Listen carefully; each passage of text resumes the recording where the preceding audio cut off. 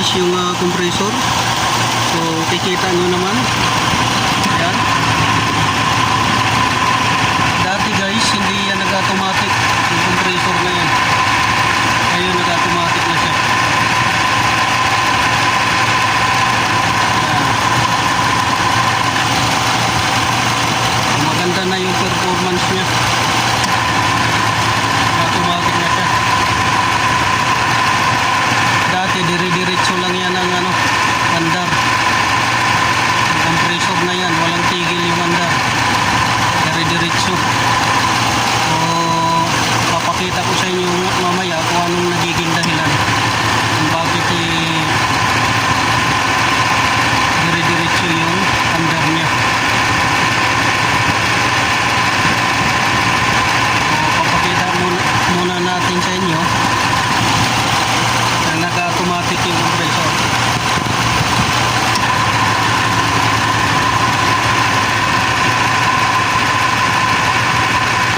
Tapos yung fan, gumagana na din yung fan. Ayan, auxiliary fan, gumagana.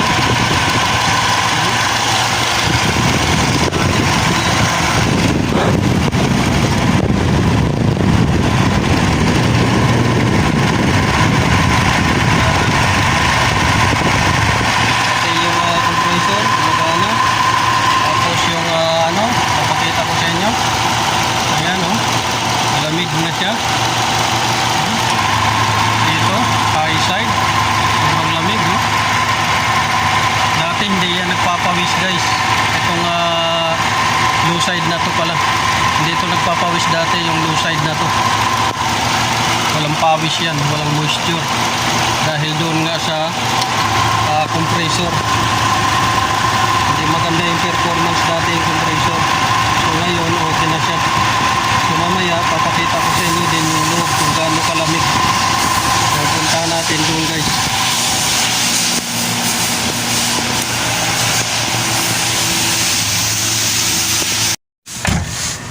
So nandito tayo guys sa loob para pakita sa inyo kung gaano kalamig. So isisit natin nitong temperature natin, thermometer natin. So yan. Nakaset na siya guys.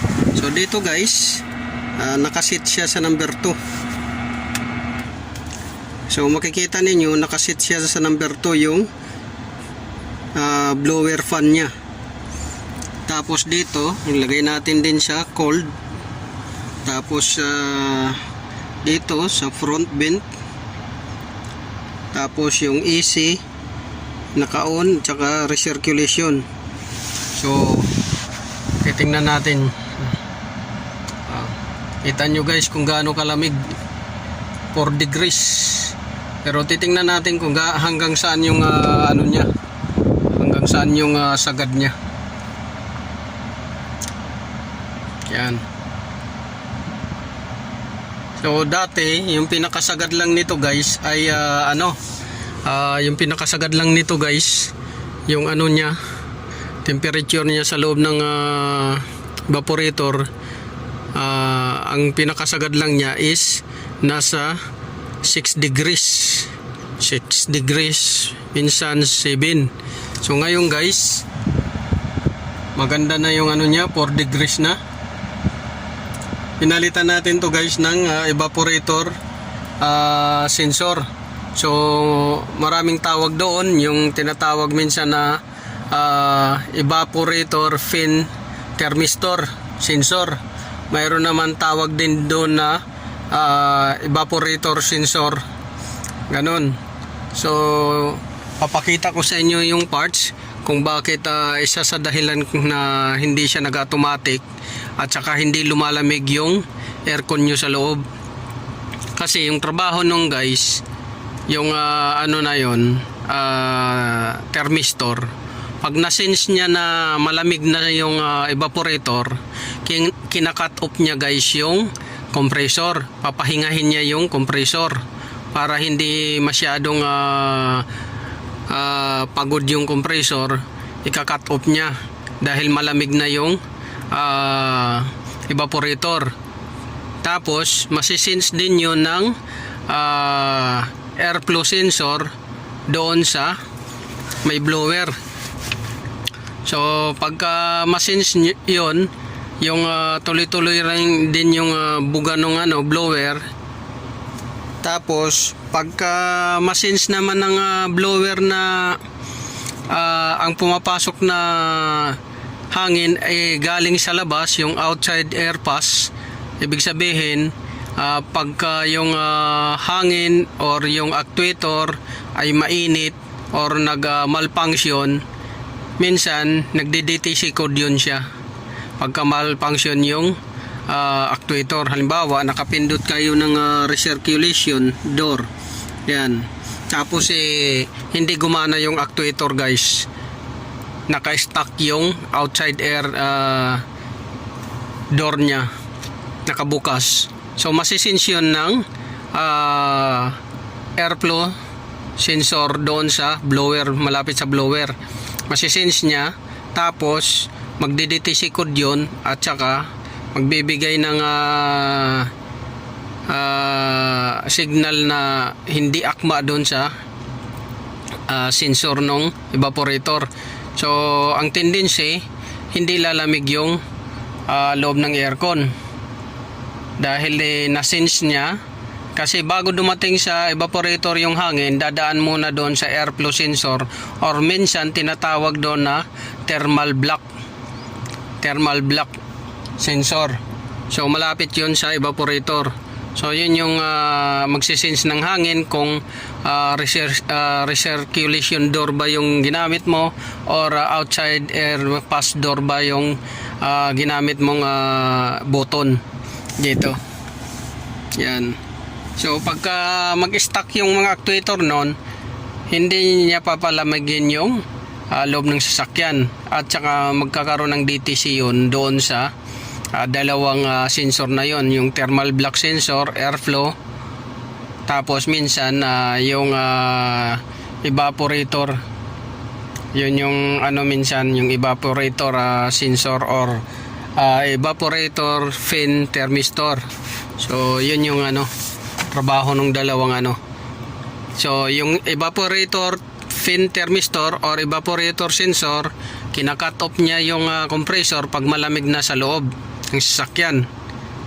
Tapos yung thermal block sensor naman na malapit sa blower, ang sinisin na signal nyon kung naka outside air pass door ka or naka recirculation door ka. So yung signal niya ibabato naman doon sa sa HVAC ay i-close niya yung door passage doon sa outside at saka yung blower, para hindi mapagod masyado yung blower, hihina yung blower guys, lalo na pagka naka HVAC module guys yung sasakyan. So yun yung may share ko lang guys sa inyo. So makikita niyo 4 degrees ang pinakasagad niya, baka maya sasagad pa yan ng so kaandar lang at saka malamig yung condenser. So yun lang guys, may share ko. So once again, this is Otoboy Son. Don't forget to like, share, subscribe my YouTube channel at saka pakipalo na rin ang FB page ko guys, Yubic Works TV at saka Otoboy Son. So mamaya ipapakita ko sa inyo guys yung sensor na sinasabi ko sa inyo. So ito guys yung sinasabi ko sa inyo na sensor. Yan, evaporator fin thermistor sensor. So ito yung nagiging dahilan minsan kung bakit hindi lumalamig yung loob ng sasakyan at saka yung compressor hindi nag-automatic. So ito yun, palit tayo ng ganito. Yan, medyo na siya, madumi na rin at saka parang nabalot na siya guys ng dumi ng gusto.